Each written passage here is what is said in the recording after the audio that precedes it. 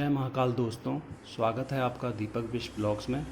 तो आज मैं आपके लिए लेकर आया हूँ एपिसोड नंबर 2 महादेव स्टोरीज़ पर, जिसमें महादेव के जीवन से जुड़ी हुई एक अलौकिक कथा आपको मैं बताने जा रहा हूँ। इसमें काफ़ी टाइम से मैं वीडियो नहीं डाल पा रहा था, पर आपको रेगुलर वीडियोस मिलेंगे इस प्लेलिस्ट पर भी। और एक चीज़ और आपको बताना चाहूँगा, जो मैं महादेव के जीवन से जुड़ी हुई कथाएँ आपको बताता हूँ, ये आधारित होती हैं शिव महापुराण पर और देवों के देव महादेव सीरियल पर। तो आइए शुरू करते हैं। तो जो आज की कथा है वो है, क्यों महादेव ने सृष्टि के रचयिता ब्रह्मदेव का सर काटा। तो ये कथा शुरू होती है सृष्टि के निर्माण से। जब सृष्टि का निर्माण नहीं हुआ था और कुछ भी नहीं था, तब भी महादेव थे। तो महादेव ने सृष्टि के निर्माण के लिए शक्ति को अपने से अलग कर लिया, ताकि शक्ति प्रकृति का निर्माण कर सके, क्योंकि जो शक्ति माँ है वही प्रकृति का रूप है। और इस वजह से शिवजी जो हैं वो वैरागी रूप में अपने आप को उन्होंने धारण कर लिया। महादेव के वैरागी रूप को धारण कर लेने से विष्णु जी और ब्रह्मदेव बहुत चिंतित रहने लगे, क्योंकि महादेव ने अपने आप को सृष्टि के कार्यों से अलग कर लिया था। और सृष्टि के कार्यों से अलग रहने के कारण जो सृष्टि का पालन है, सृष्टि के जो कार्य हैं, सृष्टि का जो संचालन है, वो सही ढंग से हो नहीं पा रहा था।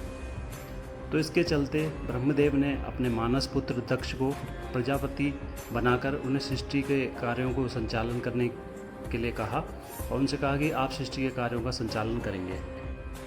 शक्ति से अलग होने के कारण महादेव ने जो वैरागी रूप धारण किया था, उसमें उन्होंने अपने आप को सांसारिक मोह माया से अलग कर लिया था, और सृष्टि के कार्यों से भी उन्होंने अपने आप को अलग कर लिया था। और इस रूप में वो शमशान वनों में विचरण कर रहे थे वैरागी रूप में। तो इस बात से ब्रह्मदेव और विष्णु काफ़ी चिंतित थे, क्योंकि वो चाहते थे कि हम किसी तरह महादेव और शक्ति का पुनः मिलन करा सकें, जिससे कि वो सृष्टि के कार्यों में दोबारा शामिल हो सकें और कैलाश पर आ सकें। महादेव और शक्ति के पुनर्मिलन के लिए विष्णु जी और ब्रह्मदेव ने आपस में विचार विमर्श किया, जिसमें विष्णु जी ने ब्रह्मदेव से कहा कि वह अपने मानस पुत्र दक्ष से इस बारे में वार्तालाप करें और दक्ष को यह कार्य सौंपें। ब्रह्मदेव ने अपने मानस पुत्र दक्ष को इस कार्य के लिए बुलाया और उन्हें सारी स्थिति से अवगत कराया।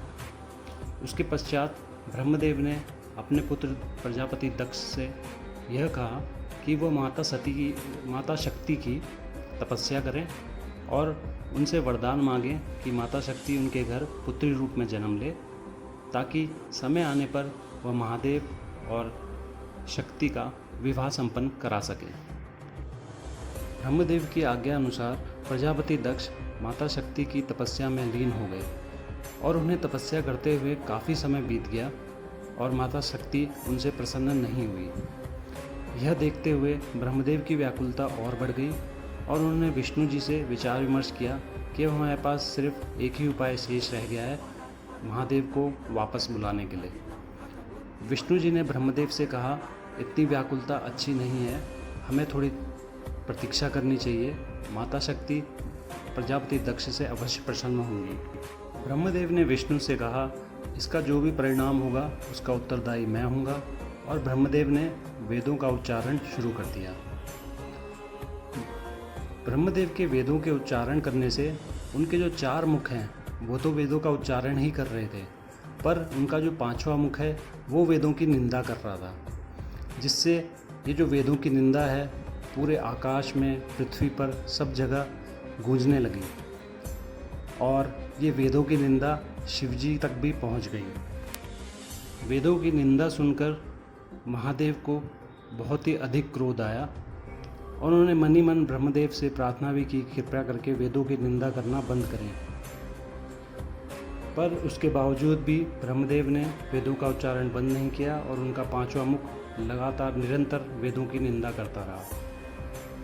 तो शिवजी ने क्रोध में आके अपना त्रिशूल उठाया, और वह त्रिशूल ब्रह्मदेव की तरफ फेंकने ही वाले थे कि वहाँ विष्णु भगवान आ गए।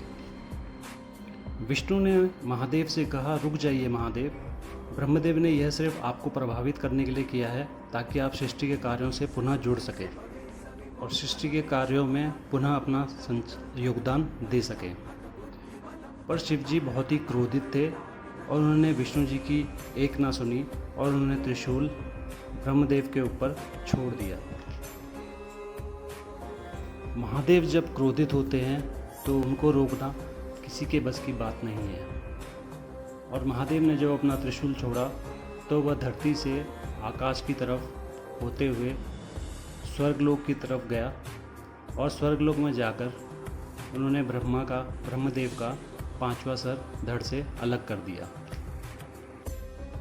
ब्रह्मदेव को ज्ञात था कि जो कार्य वो कर रहे हैं इसका परिणाम उचित नहीं होगा, पर ब्रह्मदेव ने महादेव को प्रभावित करने के लिए यह कार्य किया था। क्योंकि जो त्रिदेव हैं, त्रिदेव भूत भविष्य वर्तमान सारे काल त्रिदेव देख सकते हैं, क्योंकि त्रिदेव त्रिकालदर्शी होते हैं। तो इस प्रकार यह कथा यहीं समाप्त होती है, जिसमें आपको मैंने बताया कि महादेव ने क्यों ब्रह्मदेव का सर काटा, उसका क्या कारण था। अगर आप लोगों को ये कथा और ये वीडियो पसंद आया तो चैनल को लाइक करें, सब्सक्राइब करें और कमेंट में हर हर महादेव ज़रूर लिखें। आज के लिए दीजिए इजाज़त, मिलते हैं आपसे अगले वीडियो पर। तब तक के लिए जय महाकाल।